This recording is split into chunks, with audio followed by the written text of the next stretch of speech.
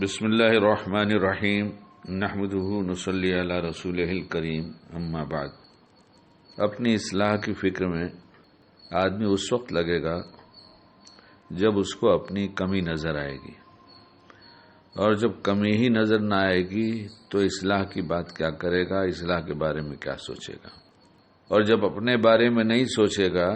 تو اصلاح ہو جائے یہ جذبہ تو رکھا ہے اللہ نے، تو یہ دوسروں پہ لگنا شروع ہو جائے گا۔ اس لیے حدیث پاک میں ایسی باتیں آئی ہیں کہ ہمیں کھلی نصیحتیں مل جاتی ہیں۔ انہی باتوں میں سے ایک بات زبان کے متعلق ہے، زیادہ بولنا کم بولنا، اچھی بات بھی زیادہ بولنا یا کم بولنا، کتنی بولنا، کس وقت بولنا، کیسا مجمع ہے، کس میں کیا بات کرنا، یہ سب زبان کے متعلق بہت سی چیزیں ہیں۔ اور حدیث پاک کا مفہوم ہے کہ عمرو ابن عاص رضی اللہ تعالیٰ عنہ سے روایت ہے کہ ایک دن جبکہ ایک شخص نے ان کی موجودگی میں کھڑے ہو کر وعظ و تقریر کے طور پر بات کی اور بات بہت لمبی کی، تو آپ نے فرمایا کہ اگر یہ شخص بات مختصر کرتا تو اس کے لیے زیادہ بہتر ہوتا۔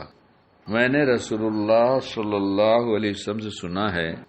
آپ نے ارشاد فرمایا کہ میں یہ مناسب سمجھتا ہوں، یا آپ نے فرمایا کہ مجھے اللہ تعالیٰ کی طرف سے یہ حکم ہے کہ بات کرنے میں اختصار سے کام لوں، کیونکہ بات میں اختصار ہی بہتر ہوتا ہے۔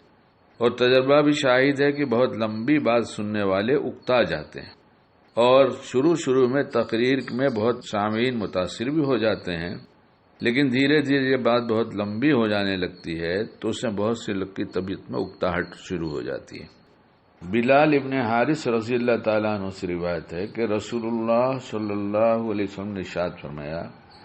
آدمی کی زبان سے کبھی خیر اور بھلائی کی کوئی ایسی بات نکل جاتی ہے جس کی پوری برکت اور قدر و قیمت وہ خود بھی نہیں جانتا، مگر اللہ تعالیٰ اسی ایک بات کی وجہ سے اپنے حضور میں حاضری تک کے لیے اس بندے کے واسطے اپنی رضا طے فرما دیتا ہے۔ اور اسی طرح کبھی آدمی کی زبان سے شر کی کوئی ایسی بات نکل جاتی ہے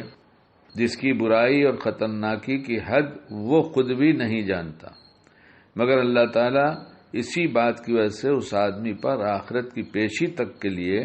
اپنی ناراضی اور اپنے غضب کا فیصلہ فرما دیتا ہے۔ مقصد یہ ہے کہ بندے کو چاہیے کہ اللہ اور آخرت کے انجام سے غافل و بے پرواہ ہو کر باتیں نہ کرے۔ منہ سے نکلنے والی بات ایسی بھی ہو سکتی ہے جو اللہ کو راضی بھی کر سکتی ہے اور جنت تک پہنچا سکتی ہے، اور اگر غلط اور خراب بات نکل گئی تو جہنم تک پہنچا دے گی۔ اللہ ہم سب کی حفاظت فرمائے۔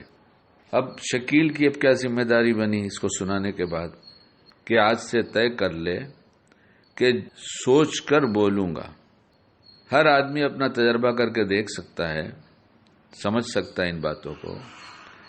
کہ ایک دم سے بات زبان پہ نہیں آتی، بلکہ خیال آتا ہے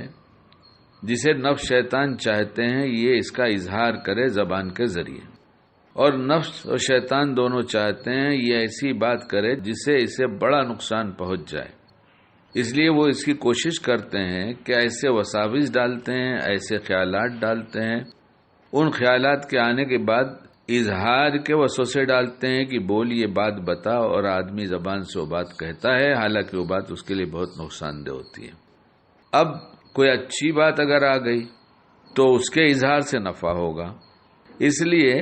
طے کر لیں، اللہ ہمیں بھی عمل کی توفیق دے، بلکہ زیادہ مستحق میں ہی ہوں کہ جو کچھ بولنا ہو سوچ کر بولیں،